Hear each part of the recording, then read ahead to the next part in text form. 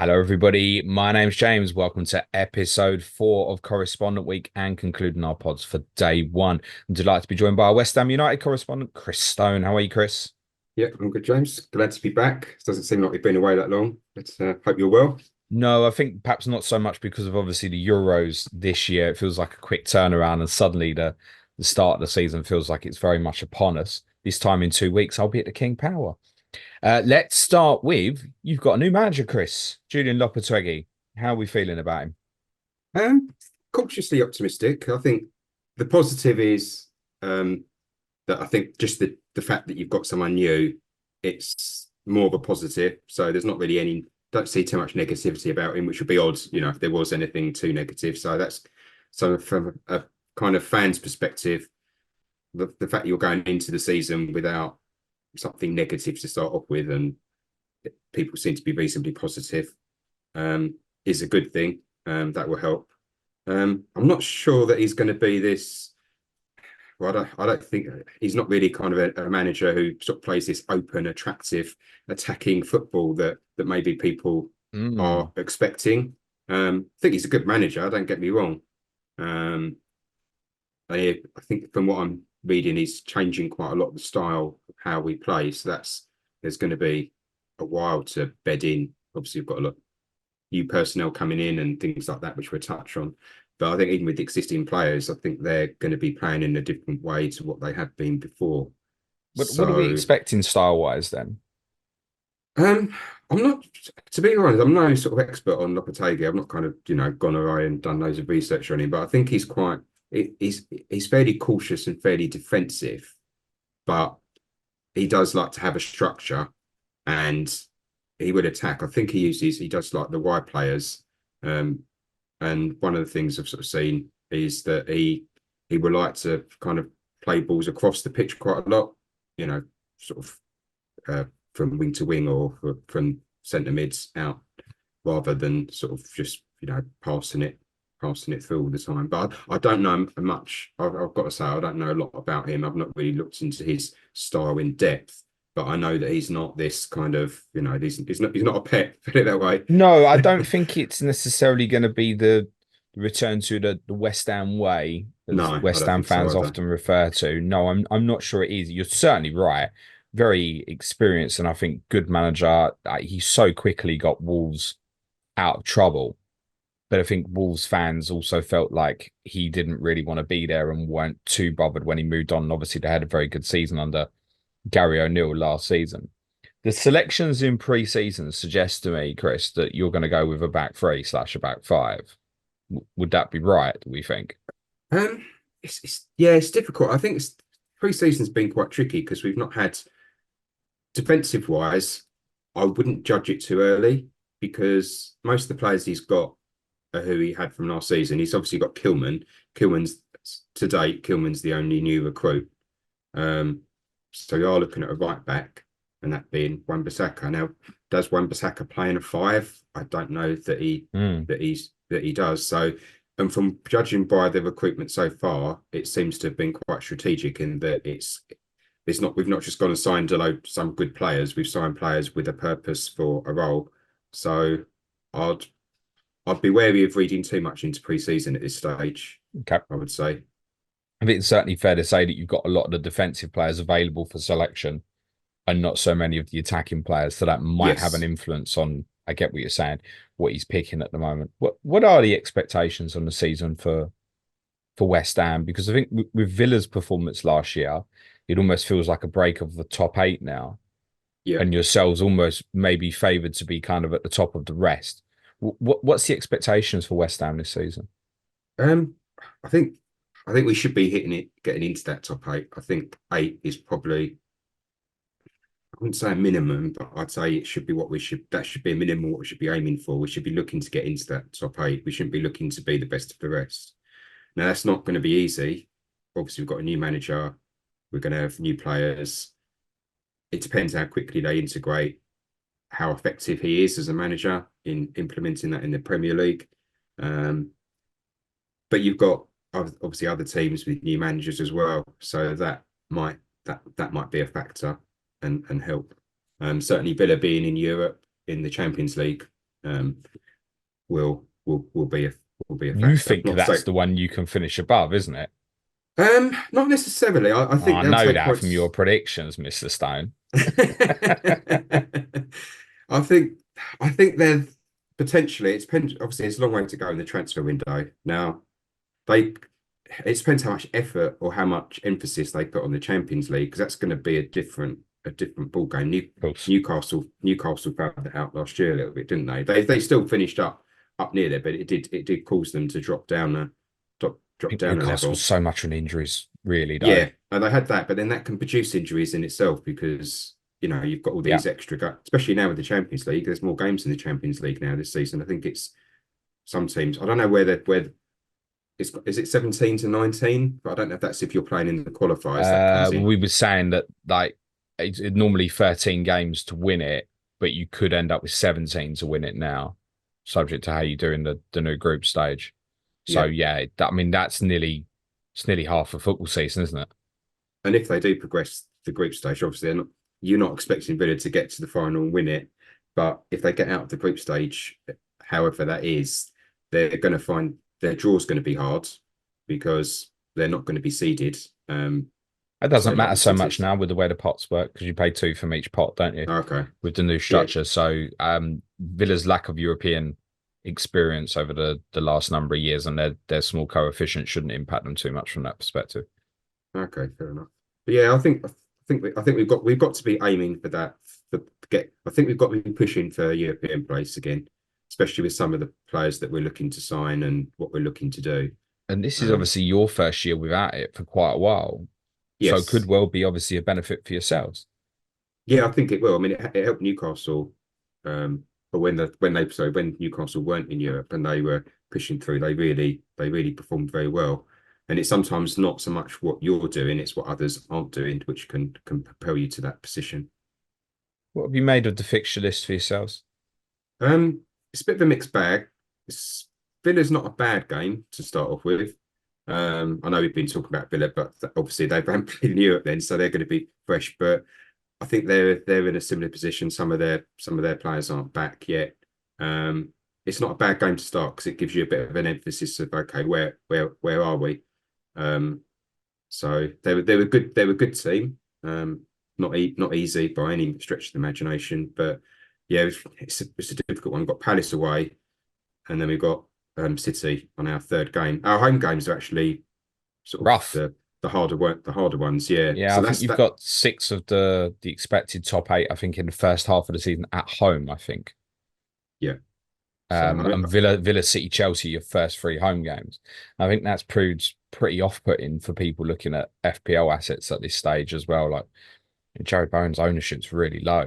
And you think that's a potential real talisman player, but the fixtures are a little off-putting to start yeah, with. I'd agree. It's hard to put someone in from the start. There's too much uncertainty, I'd say, about Uh, um, players.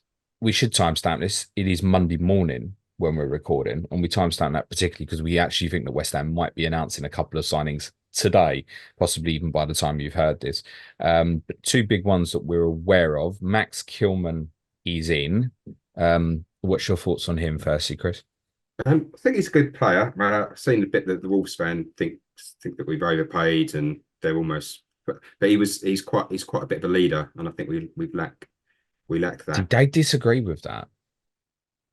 The What's Wolves that? fans, they think that he's not a leader. Oh, really? Because I know Mm. he's been captain, but yeah, so that's interesting. The familiar thing that I get from Wolves fans, and I think there is look, when player leaves, you're looking for the positives. I get that. I think there's a feeling with him that he'll really struggle in a back four, but if he plays in a back 3/5 for you, he'll do fine. That seems to be the general overall consensus with him. Yeah, I mean he struggled yesterday, but then that was well, whatever time it was, Sunday morning, Saturday night, against Palace in that game. But then I think a lot of the players looked a little bit lacking sharpness in pre-season, so it's difficult to tell. But it's interesting. I mean, I say Lopetegui's been quite tactical in his signings, so he's obviously got a purpose to what he's obviously instructing or asking of Steiden. But yeah, they've done a lot of their business early. Obviously, Somerville's a very, very good signing. Bit of a problem position for us for a number of years on the left. So that kind of solves that. You've often ended We up putting your flair player out there like a Paqueta and stuff, haven't you? Yeah, I mean we have actually signed some. We did sign someone else early on. I can't remember what it was now. It was quite a bit of money. I The can't even. Brazilian lad, It's Guilherme. Yeah, yeah. Suj will pronounce So that better than me. I think he's a bit raw. I don't know whether they had in mind that he would be ready sooner, but an 18-year-old, you can't really expect him to Yeah. come across the Premier League and be ready from day one. So that's good to.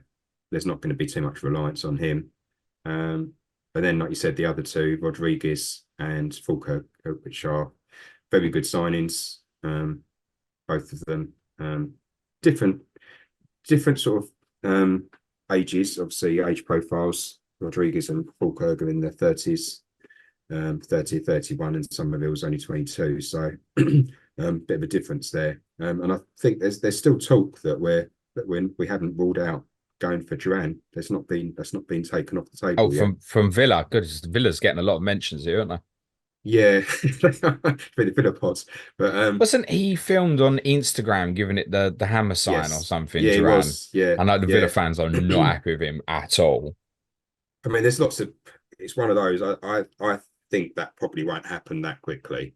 It's probably a case of that'd be dragged out, and it might be a loan with an obligation to buy at the end of the season. That might be a way around it. It's Um, interesting though, isn't it? Because Fullkrug, you would imagine, is coming in as first choice if it gets yeah, confirmed as we anticipate. So presumably Duran wants to move out of Villa because Watkins is blocking his path. This should just not be the same. And then he's I got no guess. Champions League football. Doesn't seem to make sense. I guess it doesn't in some respects, but then I guess Watkins is that little bit younger, isn't he? He's a couple of years younger, and it's a completely different player to Fulkrug. Yeah, So sure. if you're looking to do something different in a game, he probably would get games because at 31 he's not. I mean, we're not in Europe, so we haven't got that. But if we have a run in the League Cup, then there's potentially games there for someone like that. With Somerville, are you expecting him to come in as first choice to play on the left then? I would expect it. I mean, I know what's been said is that he's coming in and he adds it's further challenges to the squad, but being that being the well, I guess it a lot depends on Kudus where he plays Kudus because I've seen a lot that he's going to be playing more central, um, more of a 10, but then that hasn't. It's difficult to tell from pre-season because you haven't had all those players there Mm. to have that confirmation. That's why I think you have to be a bit cautious to start off with from an FPL perspective. But I would expect him to come in. He brought in someone who, yeah, it was in the championship. They scored something like 19 goals, didn't they? Across all competitions. He also does take penalties, so that's not a bad thing. We haven't got Paqueta is obviously decent, but I don't think we've got an outstanding natural penalty taker outside of maybe Paquetá Paqueta would be taking. on them for now, Yes, wouldn't he? Yeah. yes, he would. Yes, yeah, yeah, definitely. I don't think he'd give them up. But I think someone put up there it's on the Slack saying that Somerville if you get a penalty, he likes to claim them. So there's always a few Yeah. arguments. So so Yeah, that would he be did for one interesting. with Leeds last year. He actually would have fit right in with Chelsea, actually. Fullkrug is a player that people will be familiar with, obviously, from the Euros. What's very clear with him is he's very aggressive in the penalty area if your delivery is correct. He's a big, Yeah, physical, strong lad, and will trouble any team, I think, aerially, within the penalty area if the delivery is good for him. And with people like Bowen, Paqueta, Ward-Prowse, you expect that on occasions that delivery will be very good for him. So it feels like a nice profile signing for you, I would say. I mean, it's yeah, possibly I'd a say so. little bit of concern why you're buying a forward at this age, but it might suit your style, I think, in the short term. And if you're looking to get someone like Duran who would maybe then take over from him, Yeah, yeah, I can see the ideology behind it. Guido Rodriguez is a player I'm not particularly familiar with. Central midfield player being signed on a free transfer. Was part of Argentina's Copa America squad, I yeah, believe. So clearly a good player. I actually had a look at who he compares to on FBref, so you can have a glance at like who a player is similar to in terms of statisticals. And right near the top of that is Edson Alvarez. Okay, They really compare interesting. statistically. So I don't know if the intention would be to play them together or if it would be a one or the other. Rodriguez certainly would not be an FPL asset, but Summerville and Fullkrug might. Now, by the time you guys hear or watch this, we may well have a Summerville price. What would you expect him to come in at, Chris? I think he'd probably come at something like 6. Yeah, that's what I had in mind as well. 6. I think if I you put think it just six and looking a at half, Kudus it 6.5, I think he's got to be less, I yeah, think. yeah. I mean, I'd like 5.5 because then I think it'd be very tempting. But I think 6 would be, especially when you have players who have done well in the championship, they do tend to price them a little bit higher, don't Mm. they? So sometimes they can actually underperform that price. But he could be, but he's not obviously going to be playing in a side that's come up in the championship. So that could be the difference. Certainly be interesting at six. Yeah, I But think it's at 5.5, it would be at all. yeah, He certainly won't be less than that. No chance. no, 6 feels right because Kudus is at 6.5 and we know he's proven capability for yourselves. I can't see him being more than 6.5. He might come in the same no. as Kudus. There's no way he's going to come in at more, I don't think. I'd be very surprised if he did. I think if it's the same as Kudus, then you almost I wouldn't say you ruled him out, but then you have someone who's actually been in the league, played in the Exactly. team against someone who hasn't, and Yeah, it's that shiny new toy thing, isn't it? 6 feels right. 5.5 feels like it could be too cheap, and maybe not Yes. even necessarily from the start, but perhaps later in the season. Six feels right. I think 6 will. The only thing with 6 is I don't think anyone probably goes for him at 6 to start with. Not joining this late and not No. being sure where he's going to play. Fullkrug though possibly go straight in the team, right? Yeah, And well, I think I'd be surprised if he at least after 1 or 2 games, if not before. what would you expect of his price? That's a little bit trickier, isn't it? I'll probably say something similar about 6.5, maybe, because I I've think made he, with I that think he price, might be more maybe actually. maybe 7, but I Hmm. couldn't. It's a tricky one. The I wouldn't be forwards. surprised if he's as high as 7.5 actually. Just I feel like mean, he's kind of in the mainstream for his performances for Germany. Remember, this is a player who played in the Champions League final a couple of months yeah, ago. true. I mean, it's a difficult one. I think he would be in FPL terms. He'd probably be risky at that price, 7.5. I think I more think so from risky. the start, yes. What price would he have to be for you to go, oh my God, I've got to put him in? I think the 6.5, 6 region, because he's probably going to be second or third striker, because most people are going to have Haaland and Isaac, can't they? So then you're either looking at your fourth or fifth midfielder or your third striker, and it's whether I mean, you've got people like Armstrong at 5.5 championship one, so he's got to be above them. Oh yeah, definitely. So who do you compare them with? Maybe Mateta, but then Mateta had a good season. So Mateta's what, 7, I think, isn't he? Something 7.5 Mateta now. 7.5. So you'd say yes, and Palace weren't that far behind us. So it's going to be in that ballpark, 7.5, I guess, sort of thinking about it. Yeah, I think also that at the same time, he's 7.5, same price as Bowen. I mean, you probably still have favoritism for Bowen, wouldn't you? If you were looking to invest Yeah. in West Ham, and I think if they were at the same price, just because Bowen's consistency is so good and proven again. So I think he's probably less than 7.5. If he was as low as 6, that would really raise eyebrows. So I think he's in the middle there, mate. I think he'd Yeah, be I'd say 7, I so. think. Yeah, that would be fair. They've been quite good with their pricing this year, to be fair, in Do the you know most what? I part. think it's the So best job they've done since I've been covering the podcast with the pricing this year. Fair game to them. I think they've done really, really well. You mentioned Wan-Bissaka earlier. Is that a deal you foresee happening? There's speculation that United, as in Manchester United, are trying to get deals done for Matthias de Ligt and Mazraoui, and the Mazraoui deal would potentially free up Wan-Bissaka to join you. Is that what you're hearing at the moment? that's basically it. Yeah, I mean, we actually went for Matsari, didn't we? So we put in Yeah, a bid for him. Um, I don't know whether that was tactical, um, whether it might have was been. deliberate. Deliberate. There's been talk that it was, but you never know these things. But yeah, that's pretty much we are. I think the actual deal, personal terms, have been almost agreed with Wan-Bissaka. So it's all there in the background. I think it's the fee because there's some sort of I think because his wages are quite high, he wants something extra, and he wants that from Man United. Well, obviously West Ham want that from Man He United. So wants to pay off from Man United. I yeah, understand that. I think it's it was more similar with around Harry Maguire this time last year, wasn't it? When yeah. you were being linked with him. But there've been what I have seen, and I don't know how true this is from a Man U perspective, is that they need or they want to sell Wan-Bissaka to facilitate the other deal. So they're kind of interlinked. So if they do get this other one, then it would link in with the sale as well. Be a good signing for us. But right back is a position that we have been quite focused on as well. But where else are you expecting to add, or would that be it now?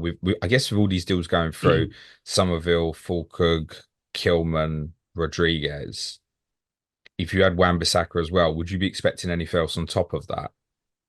It wouldn't be. I think that what might happen would be later in the window and might be dependent on players leaving.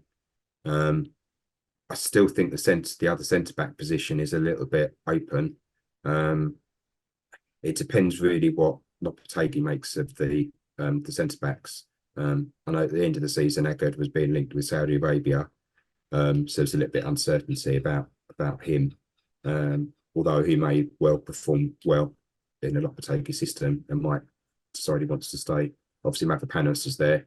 It's quite solid last year, but yeah, it's more kind of there's been vague talk of centre back, but no, I haven't really seen any names or anyone actually mentioned, so that might be something which might not happen. Yeah, But I it don't might think there'd depend on be the numbers of centre backs that play as well. I'm going to yes. come back to them individually in a minute, but I know the FPL guys will probably be keen to get your opinion on Bowen and Kudus and this 1 million difference between the two.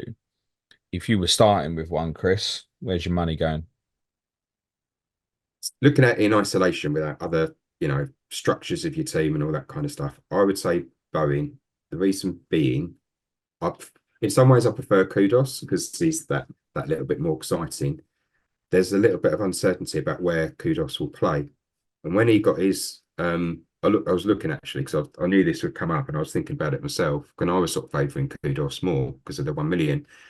But when you look at his goals in the Premier League, I think he scored three-quarters of them, 6 out of 8 on the right side. And this is when Bowen was playing as the sort of more Central. forwards. Yeah, I mean, they did interchange a bit, so they it weren't they did, weren't fixed particularly later in positions. games. Yeah. So that's not a major factor, but it might be something worth considering. Where with Bowen, you know that if he plays on the right, he's still going to probably score. He's still going to come inside, I expect, at some point, and he takes the corners on one side. So you've got a little bit more certainty with Bowen, if you were going with someone. But I think Kudus, he may perform a lot better than he did last year, bearing in mind he didn't have a full season. So it's probably one to watch. But if you were, as of now, I would say Bowen because he has that slightly higher level of certainty. Yeah, I'm inclined to agree. I think if you said to me, right, stick one in now and be consistent with them. And I think if you are picking one, you're probably intending to because of the fixtures you've got at the start. You probably are looking at a little bit more longer term planning. Yeah, I'd probably go with Bowen even for the million more. That's my instinct as well. I also feel like, okay, if it's wrong, you can obviously drop it down. Yeah. So I mean, Bowen has shown amazing consistency actually. In FPL, you're looking at his last 4 seasons: 182, 145, 206, 141 points, 16 Premier League goals last season. He's not a joke. 6 assists on top of that. It is worth saying that is a big overperformance against his XG.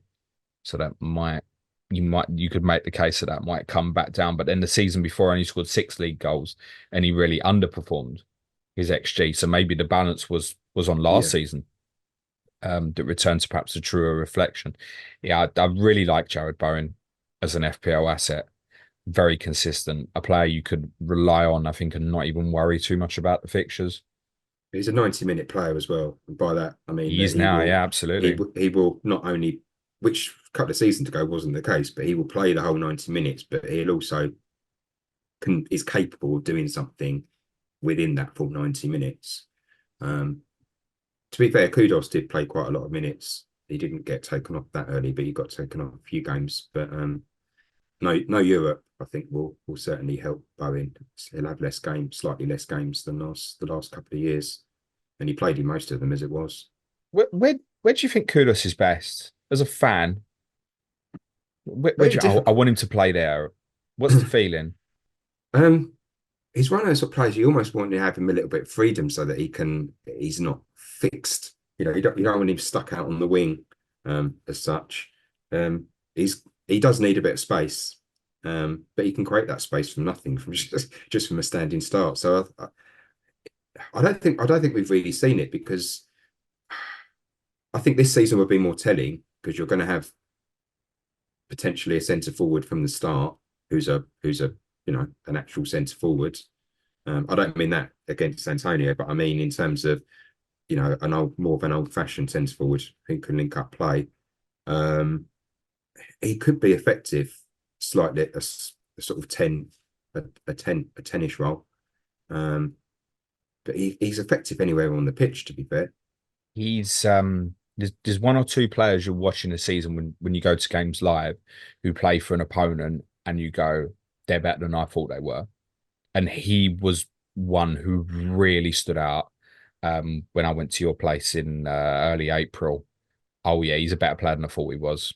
His stuff off the ball and his movement, his control technique. Yeah, really, really good footballer in there. But yeah, I'd still prefer Bowen, I think, for the extra. Yeah.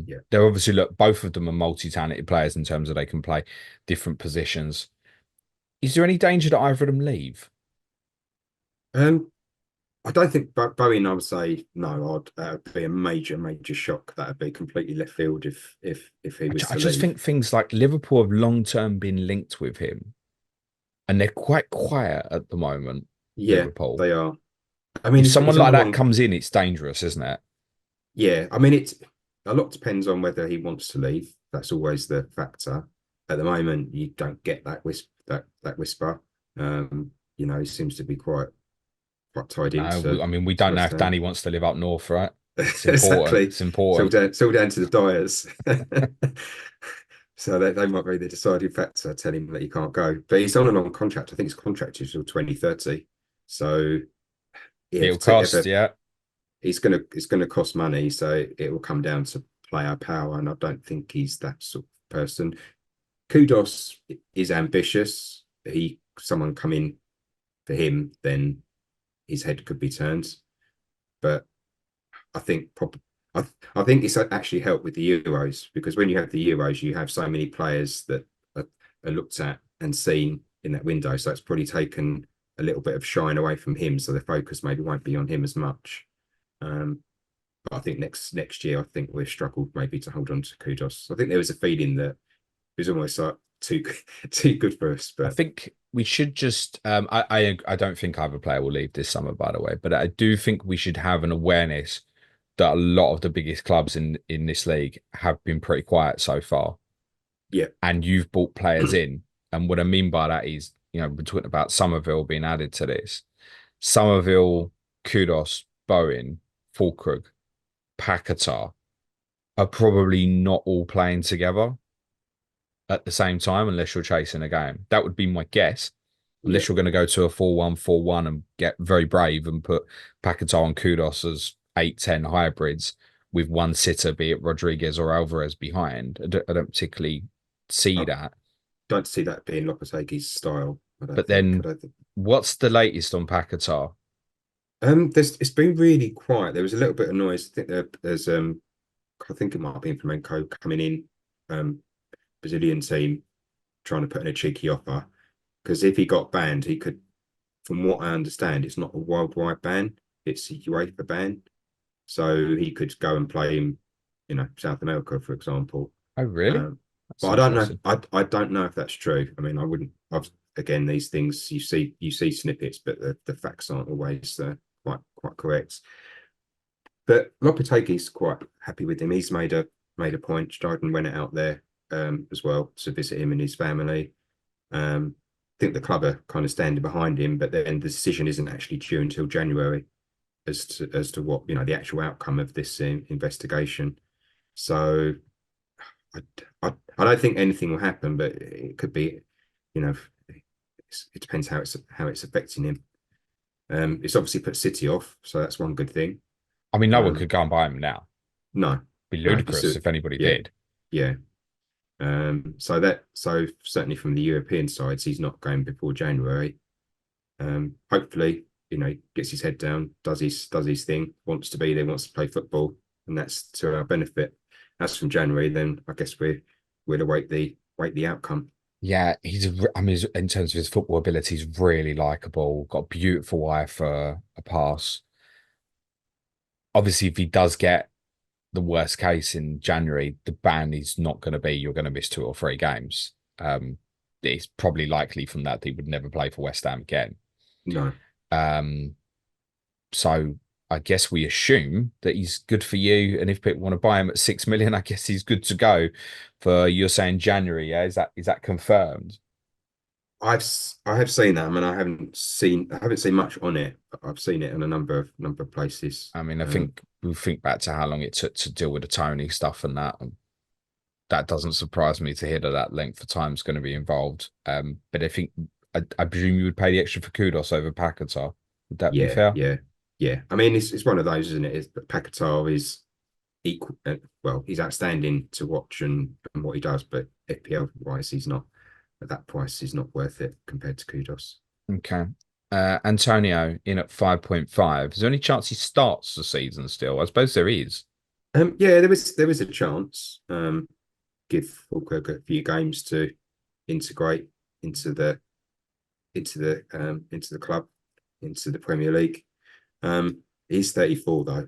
It's tough, isn't it? At 30 to 34. Do you expect him to stay or go? He says he wants to stay, but I think he wants to play. I think he wants to play at a reasonably decent level, and he still thinks he can offer something. So could be one of those. If someone come in for him, he might take the opportunity if he thinks that his place is under threat. Obviously, you've got Ings there as well.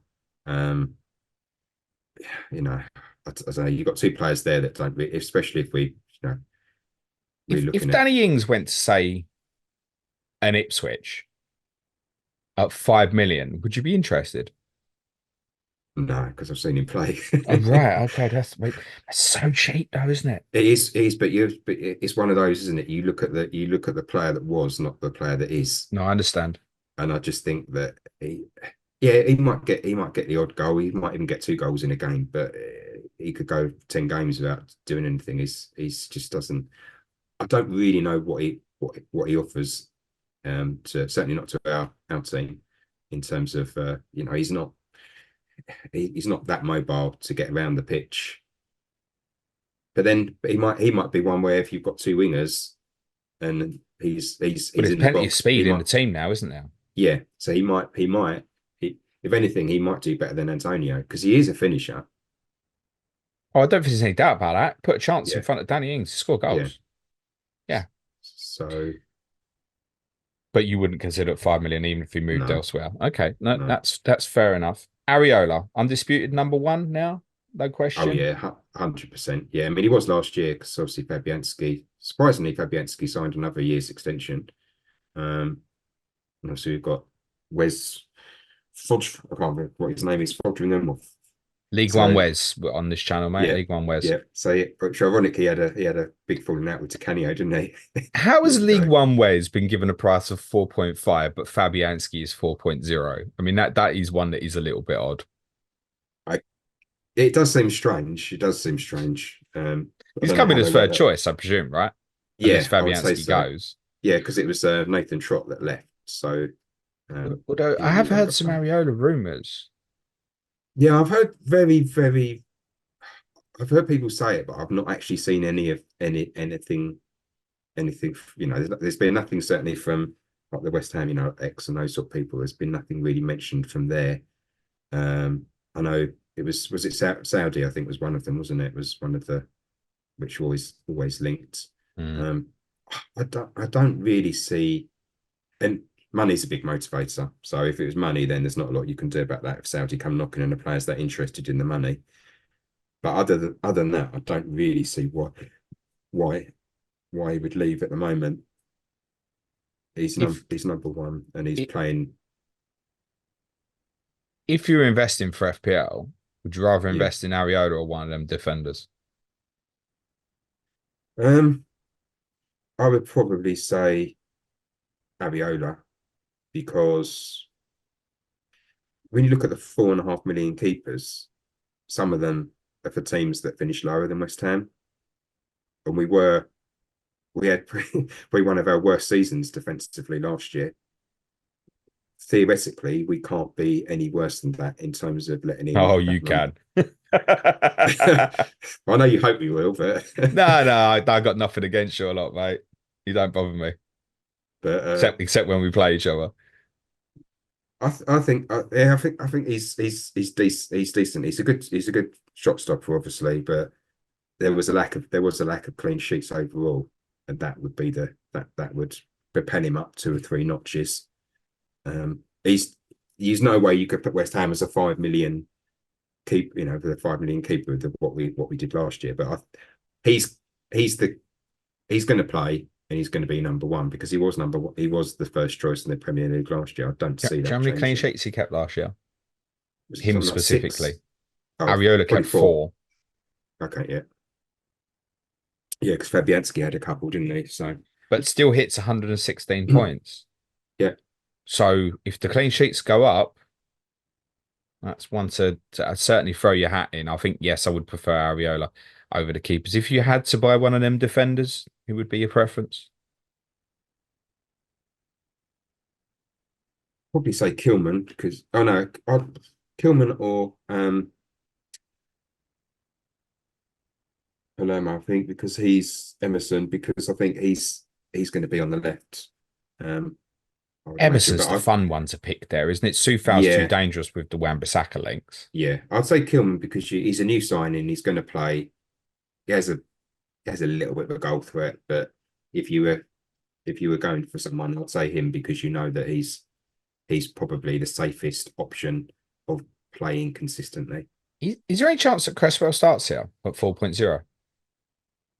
I would be very surprised. It's not beyond the realms of possibility, but he's been getting good minutes in pre-season. There is a chance you play a back 3, which I think it would need to be for Cresswell to play. And also, I think back to last summer, and which club was getting massively linked with buying Aaron Cresswell? It was Wolves, where Lopetegui was at the time. Now, he might have known that he was leaving, in fairness. I just wonder if there's anything in that.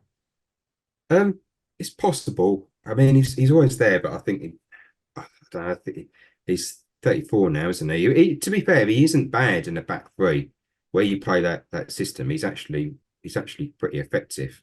But I just don't see it. Priest. You don't want him to play, do you? He's been a very good servant for you, but it's time to move on. Start. Right? I mean, he could start. You could find that he could be one of those little red herrings. You think, oh yeah, he's in his plans because he starts the first couple of games because he's played a lot pre-season. But then it changes, sure. Things, So, but then at 4 million, it's fair enough. You're not. But then I think that's a great point. Though it might be one that if he plays opening day, and because his delivery into the box is good, and he can push forward from left-sided centre back if that's where he plays, people might, that's interesting. I know Aaron Cresswell. I think you're right, though. It could be one that how it starts and not how it continues. I'd be cautious of that. I think that's a great point. Any love for James Ward-Prowse at 6.5? Same price as Kudus. Got more points than him last year. Are we overlooking this? No, I don't think we are overlooking it. I don't know how he's going to fit in. That midfield's quite congested. We've got a lot of attacking players. So if you're playing Summerville, Kudus, Bowen, Fullkrug, that's four. That's four players. You've only got another two midfield spots really. Um, I think he's going to play, but I don't think he's going to. I don't think he's going to be playing every single game. I think he's a good player, so I think he will impress. But is he is he putting himself ahead of all of these other players? And a lot depends on the system as well. But when you've got Alvarez, you've got Rodriguez. Yeah, he's certainly up there, but I think he's not going to maybe play 38 I mean, games. the other thing to say is, I obviously said earlier about the chance of Summerville, Bowen, Kudus, Paqueta all playing together as being unlikely. You know, Paqueta has played for Brazil in a much deeper position, so we shouldn't necessarily rule that out. I think actually Ward-Prowse is a little bit of a risk now in terms of Yeah, his place in the team. One price that did raise eyebrows, Suj and I were all over it a few years ago. Thomas Soucek at 5.0 again, but you understand the strong rumours this morning that he might be off. Is that correct? yeah. I haven't seen a lot of rumours, but I just think that I feel a bit sorry for him because I think he's been a fantastic player for West Ham. Um, attitude and everything else. But I think think he I think if the right offer came in for him, I think he would maybe see it as a time to leave. Okay. Where do you think you finish? Um, I'm hoping that we could finish seventh or higher. I'd be a little. I wouldn't. Nothing will be a total surprise this year, but I think we need to be close to that. For if you change the manager, yeah, okay, the style might change. We might play better football, all of that kind of stuff. But if we end up finishing 11th, 10th, 11th, or 12th, that's not really progress, I would say. We've You got a bit predicted more. eighth on the predictions sent into Yeah. the correspondence. How many of your other fellow correspondents do you think predicted you to finish higher than that? I would probably say I'd be lucky if there'd be more than one. There is one. I'll grass him up. It's Gary Mansell, my Chelsea correspondent, who has predicted you to finish above my club. Reaction Okay, to that? interesting. It's possible. I mean, Um, anything's possible with the way we defend, mate. I think, yeah, I mean, again, there's a lot, like you say, a lot of the teams haven't signed. Um, Obviously, I'm not calling you a top team, but Oh, hello. no, not gonna put that in there. Scrub that. Um, but yeah, I mean, you probably need a bit of freshening up, don't you? In some of the positions, you've got a few players which are, you get a couple of Well injuries. done. We might come for one or two of your players. Told you we've been quiet. Can't careful. Soucek, I Zuma. mean, you know that the accusation was always there about feeder club, mate. Let's start that one. I mean, that's a very old one. I was surprised though, only seven of the correspondents predict you to finish top half. Yeah, I'm quite surprised by that, if I'm honest. But then I think, to be fair, there's not as much awareness of the transfers that are what's going on there. I think been we're definitely strengthening. We're not just signing players to challenge the ones that we've got. So there's a little bit of changing of the guard No, going it's on. worth saying there's only three that have put less than 11th. So I think Yeah, I think that's where people think you'll be in like yeah. 10th, 11th. And it's worth saying actually when you average it out, the correspondence basically got you predicted to finish 10th. I mean that's not unreasonable as a prediction. I would personally hope what what we've done, why we've done it, that we would be doing better than that. But obviously that depends on how the new manager, how the new players integrate. But I would say with that attacking talent, if we can be a little bit more resolute at the back, the fact we haven't got Europe, that should make a bit of a difference. Do you foresee yourself starting with any West Ham players in FPL? Uh, no, I think it's too difficult to. As much as I want to, um, I just think there's too many other teams, and around that 6.5 million mid price point midfield. Yeah, Newcastle got a good start. Chelsea, aside from their first game, they've got some good fixtures. It's just there's too congested with teams, good teams, similar price points with better fixtures, it just seems a bit of a. The best you're going to do is match that, or maybe beat it by a few points. You're not going to suddenly outperform all of these other Yeah, I think players. Kudus and Bowen's ownership really sums it up. Like, I think if you had a really good run of fixtures at the start, there would be mass interest, I think, in those two players particularly, and perhaps even more in Areola as well. I think Areola should be well worth considering for those who want a 4.5 keeper and are looking long term, because I do think you'll improve defensively. I agree with you. I'd rather that than the defenders. I think midfielders for me, if it's viable and people do want to go in, I personally would go and pay the extra for Jarrod Bowen. Otherwise, difficult to make the case. What I would say is there are swings for West Ham later in the season where you're going to be of real interest, Chris. There's a little one you could make the case maybe after Man City. There's a little stretch there. London derbies, Fulham, Chelsea, Brentford, Ipswich at home, and then another London derby at Tottenham as well. But I think the one that a lot of people might have already ringed is there's a 5-game spell from game week 14. I've got you top of my ticker for those 5 from there. Leicester, Wolves, Bournemouth, Brighton, Southampton. Really nice 5-week run.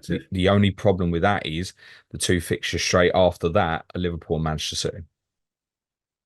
So I think there's quite a bit of balance towards your fixtures. As my club's got similar, where it's difficult to find really great runs. But I think that's one.